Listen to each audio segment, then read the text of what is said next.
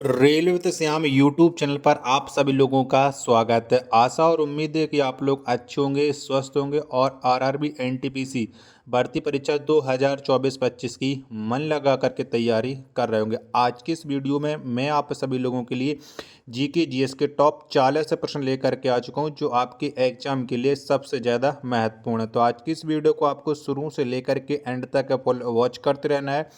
Video पसंद आए तो वीडियो को आप एक बार लाइक और चैनल को आप लोग सब्सक्राइब करना बिल्कुल ना भूलें। तो चलिएगा फिर शुरू करते हैं आज का अपना ये जीके जीएस के 40 अति महत्वपूर्ण प्रश्न। तो पहला प्रश्न आ जाता है, गंगा का उल्लेख किस वेद में मात्र एक बार किया गया है? तो कौन से वेद में किया गया गंगा का उल्लेख एक बार? तो ये किया गया ऋग्वेद में। एक का ए ऑप्शन करेक्ट आंसर हो जाएगा। और 40 प्रश्नों में से आप कितने सही कर पाते हैं कमेंट बॉक्स में आपको जरूर बताना है। दूसरा प्रश्न है कि भारत छोड़ो आंदोलन के समय कांग्रेस के अध्यक्ष कौन थे? तो जब भारत में भारत छोड़ो आंदोलन चल रहा था तो उस समय कांग्रेस के अध्यक्ष कौन थे? चारों ऑप्शन आप लोग देख लीजिएगा। प्रश्न संख्या 2 का राइट आंसर क्या हो जाएगा? तो कांग्रेस के अध्यक्ष थे मौलाना अबुल कलाम आजाद, जिसे हम एपीजे अब्दुल कलाम भी बोलते हैं। सी ऑप्शन का राइट आंसर हो जाएगा। तीसरा प्रश्न आ जाता है कि आत्मसम्मान आंदोलन के जनक कौन है? तो बताओ किसके द्वारा ये आत्मसम्मान आंदोलन चलाया गया? तो इसके जो जनक हैं वो है रामास्वामी नायकर। 3 का बी ऑप्शन करेक्ट आंसर हो जाएगा। चौथा प्रश्न है कि पिंडारियों के उन्मूलन का श्रेय किन्हें जाता है? तो बताओ किसको जाता है पिंडारियों के उन्मूलन का श्रेय? तो ये लॉर्ड हैंगिस्टन को जाता है। यानी 4 का ए ऑप्शन जितने भी लोग दे रहे हैं उनका राइट आंसर हो जाएगा।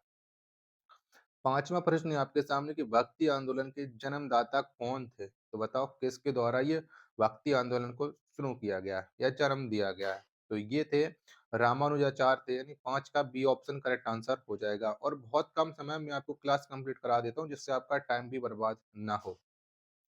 छठवां प्रश्न है, भारत की सीमा सबसे ज्यादा किस देश में लगी है? तो यानी कौन से देश के साथ भारत सबसे ज्यादा सीमा साझा करता है?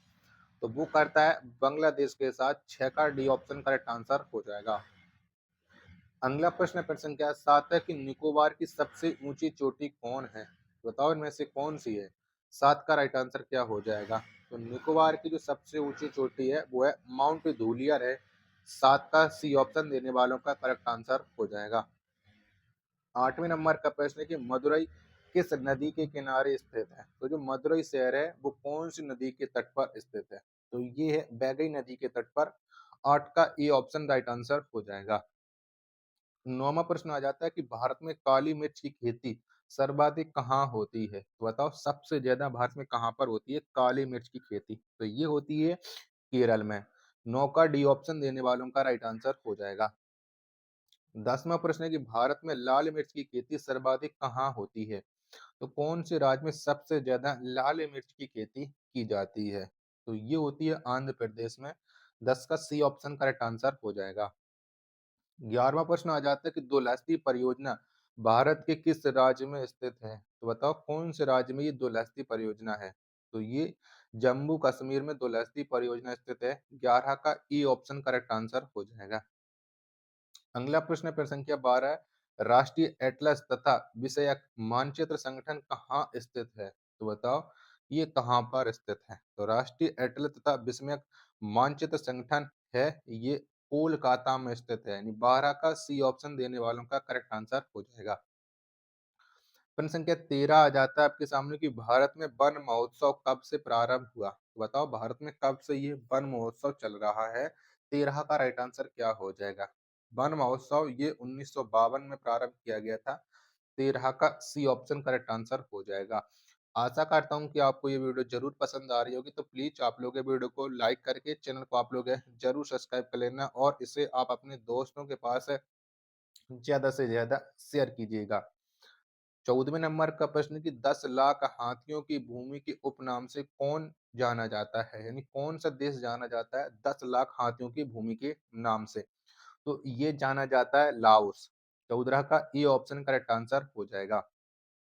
15वें नंबर का प्रश्न कि वेल्थ ऑफ नेशन पुस्तक के लेखक कौन है? तो बताओ किसके द्वारा इस पुस्तक को लिखा गया है वेल्थ ऑफ नेशन? तो इसे लिखा है एडम स्मिथ ने। 15 का बी ऑप्शन करेक्ट आंसर हो जाएगा। 16वें नंबर का प्रश्न कि सौर मंडल की खोज किसने की थी? तो बताओ किसके द्वारा सौर मंडल को खोजा गया था? तो सौर मंडल की खोज है वो कोपरनिकस के द्वारा की गई है। 16 का ए ऑप्शन राइट आंसर हो जाएगा। 17वें नंबर का प्रश्न ग्रहों की गति के नियम का प्रतिपादन किसने किया? तो बताओ किसने किया था? 17 का राइट आंसर क्या हो जाएगा? तो ग्रहों की गति के नियम का जो प्रतिपादन है ये केपलर ने किया। यानी 17 का ए ऑप्शन देने वालों का राइट आंसर हो जाएगा। 18वें नंबर का प्रश्न कि सी ऑफ ट्रिक्विलिटी कहाँ पर स्थित है? तो बताओ ये कहाँ पर है सी ऑफ ट्रिक्विलिटी? तो ये चंद्रमा पर स्थित है। यानी 18 का सी ऑप्शन जितने भी लोग दे रहे हैं और जितने भी लोगों ने सोच रखा होगा उनका राइट आंसर हो जाएगा।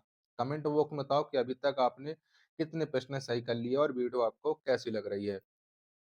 19वें नंबर का प्रश्न कि चीन का मैनचेस्टर किसे कहा जाता है? तो बताओ किसको कहते हैं? तो चीन का मैनचेस्टर ये संघाई को कहा जाता है। 19 का डी ऑप्शन करेक्ट आंसर हो जाएगा। 20वां प्रश्न है आपके सामने कि भारत की आकृति कैसी है? तो बताओ कैसी है? तो भारत की जो आकृति है वो है चतुष्कोणीय।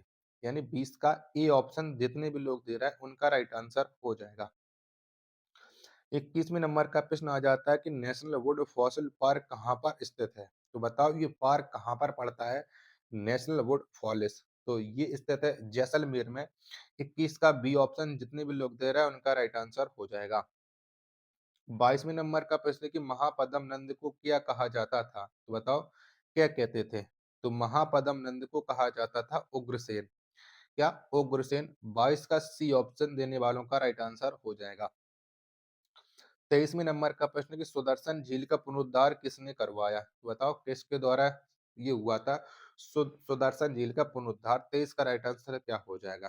तो ये करवाया था स्कंदगुप्त ने। 23 का सी ऑप्शन करेक्ट आंसर हो जाएगा। 24वें नंबर का प्रश्न है कि अभिलेखों का अध्ययन क्या कहलाता है? तो बताओ क्या कहलाता है? तो अभिलेखों का जो अध्ययन है ये इपिग्राफी कहलाता है। क्या? इपिग्राफी। 24 का ए ऑप्शन करेक्ट आंसर हो जाएगा। 25वें नंबर का प्रश्न है कि विश्व का पहला विद्यालय तक्षशिला में कब स्थापित हुआ? तो बताओ कब हुआ था? तो विश्व का पहला विद्यालय तक्षशिला में ये 700 ईस्वी पूर्व में स्थापित हुआ। यानी 25 का बी ऑप्शन करेक्ट आंसर हो जाएगा। 26वें नंबर का प्रश्न है, इंडिया गेट के मध्य अमर जवान ज्योति कब से जल रहा है? तो बताओ ये ज्योति कब से जल रही है इंडिया गेट के मध्य? 26 का आंसर। तो ये 1971 से जल रही है। 26 का सी ऑप्शन करेक्ट आंसर हो जाएगा। 27वें नंबर का प्रश्न है कि भारत का प्रथम समाचार पत्र का प्रकाशन कब हुआ? तो बताओ ये कब हुआ था? 27 का राइट आंसर क्या हो जाएगा? तो भारत का प्रथम समाचार पत्र का जो प्रकाशन है ये 1780 से हुआ। यानी 27 का ए ऑप्शन देने वालों का राइट आंसर हो जाएगा। आशा करता हूँ कि आपको ये वीडियो जरूर पसंद आई होगी। तो प्लीज वीडियो को लाइक और चैनल को आप लोग सब्सक्राइब करना बिल्कुल ना भूलें। अगला प्रश्न आ जाता है प्रश्न संख्या 28 है। किस अभिनेत्री को वीनस की मूर्ति के नाम से जाना जाता है? तो बताओ कौन जाना जाता है? तो वीनस की मूर्ति के नाम से मधुबाला को जाना जाता है। किसको? मधुबाला को। 28 का सी ऑप्शन देने वालों का राइट आंसर हो जाएगा। अगला प्रश्न प्रश्न संख्या 29 आ जाता है।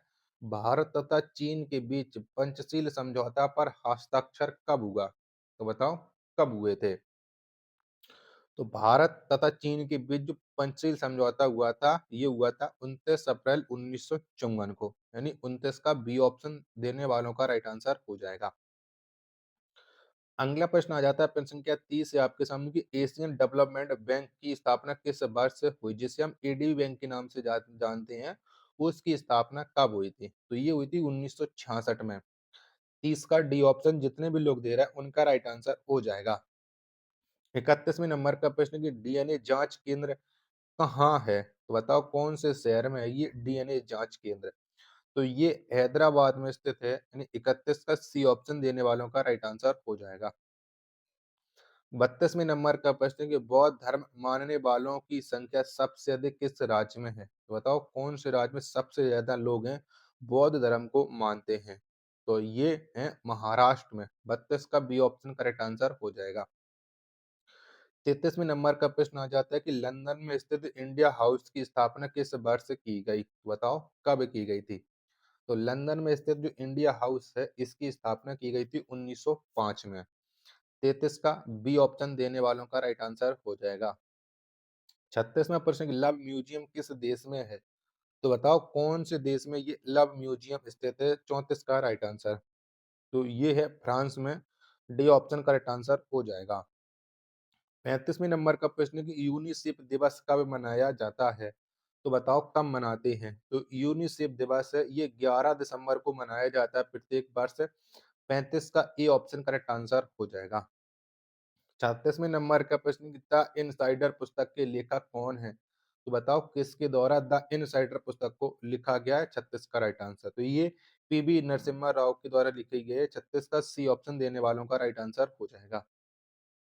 37वां प्रश्न कि चोल शासकों की भाषा क्या थी? तो बताओ कौन सी थी चोल शासकों की भाषा? तो ये थी तमिल। 37 का डी ऑप्शन करेक्ट आंसर हो जाएगा।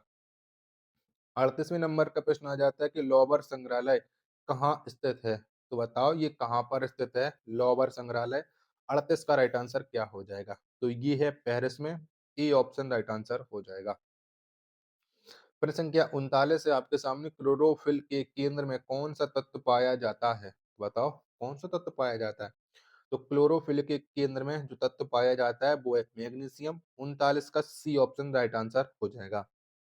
प्रश्न संख्या 40 और अंतिम प्रश्न है, स्वतंत्रता प्राप्ति बाद भारत में औद्योगिक नीति का प्रस्ताव पहली बार कब पारित किया गया? बताओ पहली बार ये औद्योगिक नीति का प्रस्ताव कब आया था?